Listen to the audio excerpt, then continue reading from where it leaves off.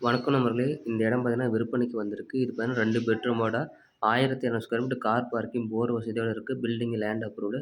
விலை 65,00,000. இந்த இடம் எங்க இருக்குன்னா, நம்ம சேலம் அயோத்தி பக்கத்துல இருக்கு. மெயினான இருக்கு. மெயின் ரோடு ரொம்ப பக்கமா இருக்கு.